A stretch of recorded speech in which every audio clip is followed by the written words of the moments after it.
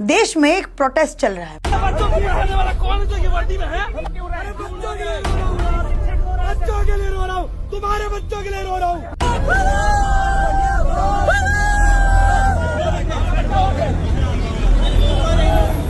मैं आप लोगों से एक सवाल पूछती हूँ, आप लोगों को इस प्रोटेस्ट के बारे में कब और कैसे पता चला? तो आप कहेंगे जब एक टीचर का हाथ टूटा तब हमें इस प्रोटेस्ट के बारे में पता चला। जब एक टीचर और पुलिस के बीच में जब ये बात हुई कि अगर आप मर्द होते तब आप ये वर्दी पहन पाते। मैंने पहन के 2017 में उतार दी। मर्द होते तो पहनते। तब हमें इस प्रोटेस्ट के बारे में पता चला। ये हमारा सबसे बड़ा दुर्भाग्य है। ये प्रोटेस्ट पिछले कई दिनों से चल रहा था। 24 जुलाई से ये प्रोटेस्ट चल रहा था। ये देख रहे हैं, ये हुआ है अभी।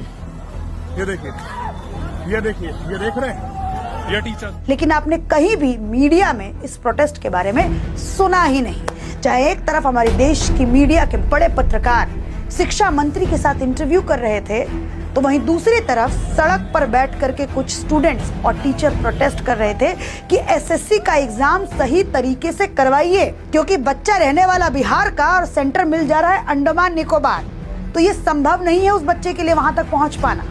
और एक ऐसे वेंडर को आप पेपर कंडक्ट करवाने का जिम्मेदारी दे रहे हैं जो 2020 में ही बैन हो गया, जो 2020 में ही ब्लैकलिस्ट हो गया, लेकिन उसके बावजूद वो 2023 में मध्य प्रदेश में जाके एग्जाम कंडक्ट कराता है और वही वेंडर जो है वो ये एसएससी का एग्जाम भी कंडक्ट करा रहा है। तो एक सही तरीके से एग्जाम को कंडक्ट कराने की मांग स्टूडेंट और टीचर कई दिनों से बैठ करके कर रहे थे, लेकिन हमारे देश की मीडिया और जो हमारे न्यूज़पेपर्स हैं उनमें हमने कहीं भी हेडलाइंस नहीं देखी।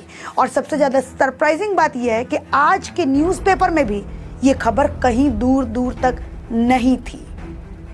और इस वेंडर को अगर आप पूछें तो क्यों दे दी सरकार ने टेंडर, क्योंकि ये वेंडर मांग रहा था पर स्टूडेंट 220 रुपए और जो दूसरा वेंडर था वो 350 रुपए मांग रहा था। तो सरकार ने पैसों की कटौती को देखते हुए जो सस्ता पैसा बोल रहा था उस वेंडर को इस एग्जाम को कंडक्ट कराने की जिम्मेदारी दे दी।